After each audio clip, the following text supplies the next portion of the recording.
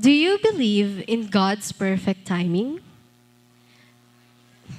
As I try to describe this belief in one word, I am reminded of the Bisaya term, puhon, a simple word that means someday. In Tagalog, it is similar to balang araw. We say it when we have dreams, when we are still waiting, and when we are hoping for something to happen in the future. But today, I realized something. Puhon is not just someday. Puhon means trusting that everything happens in God's perfect timing. As we step onto this new milestone, let us first give recognition to the people behind our sweet success.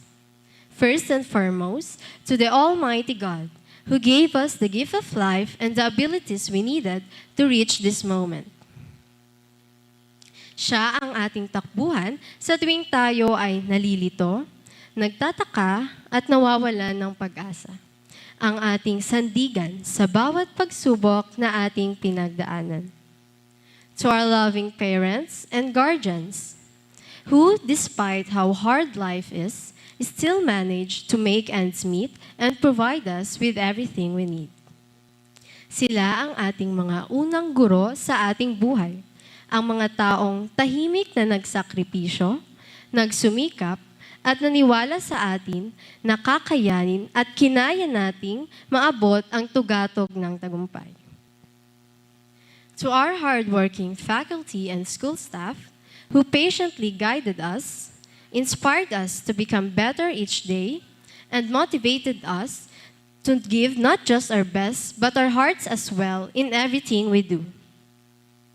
Kayo po ang naging ilaw ng landas ng aming pag-aaral.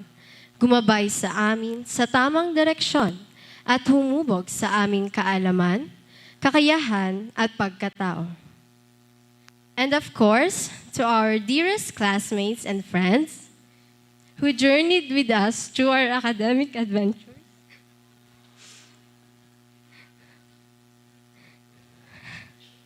sila ang ating karamay.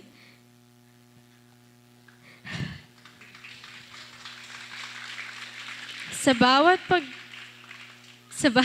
puyat sa pag-cram ng projects and performances na matagal nang inassign pero kung kailan lang malapit ang deadline ay dun pa lang sisimulan. Sila ang ating karamay sa bawat kaba na naramdaman sa pag-defense or paghintay ng results ng exams na minsan ay hindi naman natin pinaghandaan. At higit sa lahat, sila ang ating karamay sa lahat ng pagkatalo o pagtagumpay na ating nakamit. Sila ang mga taong naging malaking bahagi ng ating mga alaala, kasiyahan man o kalungkutan, kaartehan man o kakulitan. We did not get here all by ourselves. For God placed these people in our lives exactly when we needed them. Hindi ito nagkataon. Ito ay bahagi ng kanyang plano. Patunay na sa ating bawat hakbang, hindi niya tayo pinabayaan.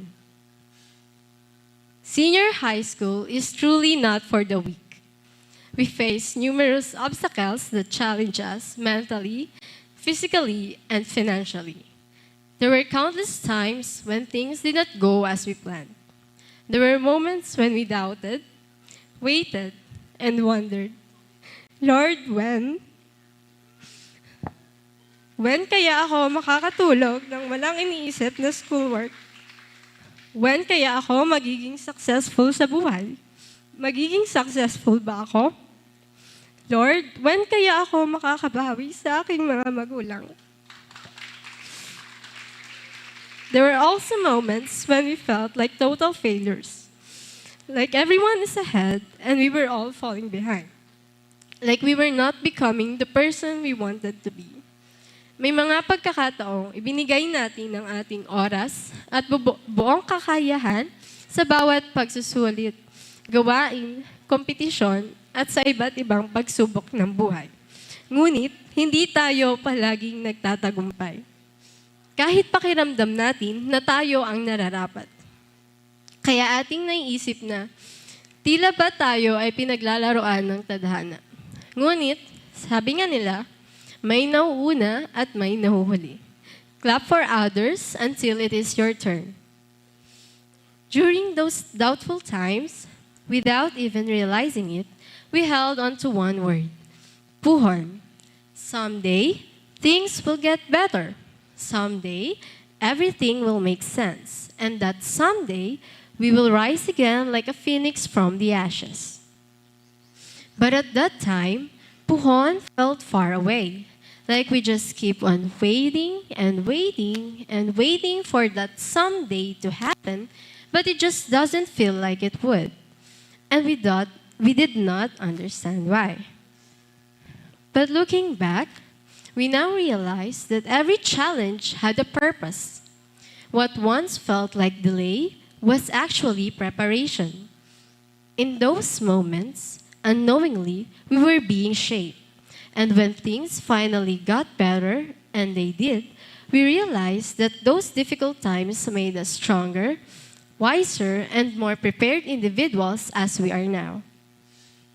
Maybe puhon was never just about waiting. Maybe puhon is faith, believing that God is working even when we cannot see it, even when we cannot feel His presence, and trusting that His timing is not too late nor too early, but is always right. We all have different stories and origins, but we share the same hope. We all carried our own puhon, and somehow we made it at this moment, together.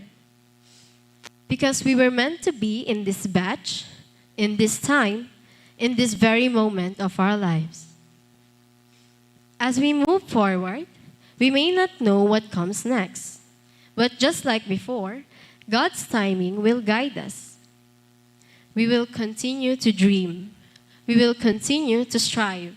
And we will continue to say, puhon, not as a word of uncertainty, but as a declaration of faith. Congratulations, Batch 2025-2026. Our time has come. Our someday has become today. Ang dating puhon, ngayon ay narito na. Ang dating balang araw, ngayon ay ating unang araw. Unang araw ng panibagong yugto ng ating buhay. Unang araw upang mangarap ng mas mataas na pangarap. At unang araw ng makabuluhang pagbabago para sa ikauunlad ng ating mundo.